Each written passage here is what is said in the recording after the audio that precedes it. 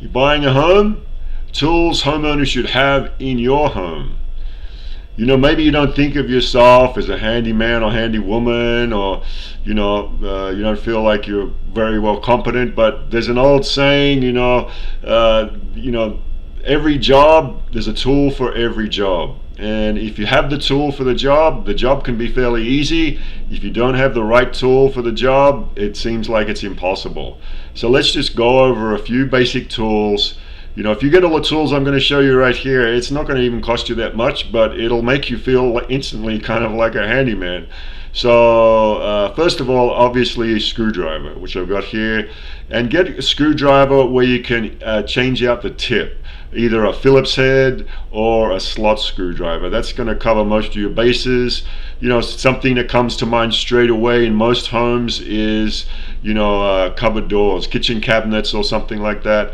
I had one in the other day where the cabinet door is starting to droop a little bit. You just open the door, you see the screw is starting to come out a little bit, so just tighten it up and you're good to go. Simple example of where just having the right tool for the right job, just for simple maintenance stuff. Okay, so that's the first thing. The next thing would be, get a hammer, a tape measure, and some pliers. Now you might think, a hammer, what do I need a hammer for? I'm not a carpenter, I'm not going to be banging nails and anything. Well, maybe you're not, but a hammer comes in so many uses. It might just be, tapping something into place. Like maybe you get some furniture, from a store that you need to assemble yourself. And maybe you've got some wooden dowel plugs and you need to just tap them softly in or something. There's just so many uses that a hammer can have. So get yourself a hammer. A tape measure is obviously always useful. And pliers, a simple example, have a couple of sets of pliers. A simple example would be, plumbing. Maybe, you're looking under the sink and, the thread on the plumbing pipe is coming a little bit loose. Maybe there's some water starting to leak. You could just tighten that up. Or maybe you need to, untighten that, a U-bend in the plumbing under the sink and clear out some caught debris in the U-bend. Stuff like that. Real simple. You have the right tool. The job seems really simple. Alright, so hammer, pliers, a tape measure, and a utility knife. Utility knife is useful for so many things. Even if you hardly ever use it, it's good just to use it when you get packages in the mail and you're trying to open up and that plastic won't come off the package. Get the utility knife out, cut the package open. Just one simple example where a utility knife is always great to have around the home. Then Allen keys. Allen keys, you'll find, especially if maybe you're going to buy a piece of furniture that you're going to assemble yourself at home, and sometimes part of the way that's assembled together will be an Allen key. You'll need an Allen key to actually drive the screw in. It won't use a normal screwdriver head, a slot screwdriver. It'll actually have, you'll insert the Allen key into the slot to tighten up the screw.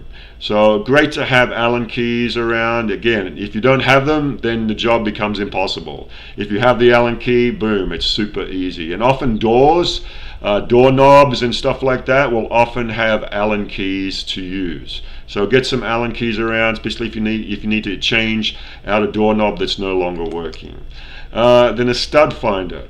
Stud finders are super useful. Again, you might be thinking, well, I'm not going to be building, or I'm not a carpenter, but it might be something as simple where a stud finder is really helpful. Is maybe you're hanging, a picture on the wall. Maybe you've got a big piece of artwork. It's got a heavy frame, so you need to find the stud, or that's in most houses is what a stud means. It's the wooden piece of framing that's behind the drywall. So you need, if you put a screw through the drywall and it doesn't go into the wooden stud, then that picture, it's just going to fall off the wall. The screw's going to come out and your painting is going to fall off and leave you with a nasty big hole in your drywall. So you need to find the timber stud behind there.